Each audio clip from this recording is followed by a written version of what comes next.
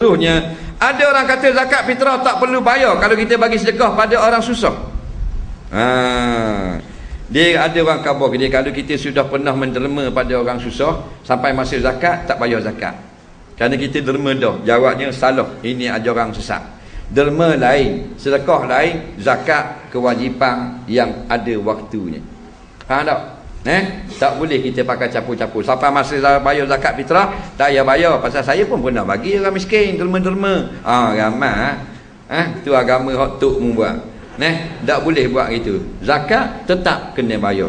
Macam orang lelaki bila dia kahwin, wajib tak bayar mas kahwin? Wajib. Tiba-tiba dia tak bayar mas kahwin RM5,000. 10 tahun bini dia minta, bang, dah bila nak bayar mas kahwin kita RM5,000 tak bayar pun? Alah, abang beri sama dah bulan-bulan duit nafkah. Ramai isteri yang kena tipu gini suami dia. Tidak lepas juga.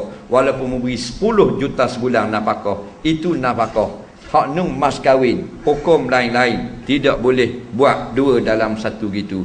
Macam sempu avocado dengan lidah buaya. Boleh?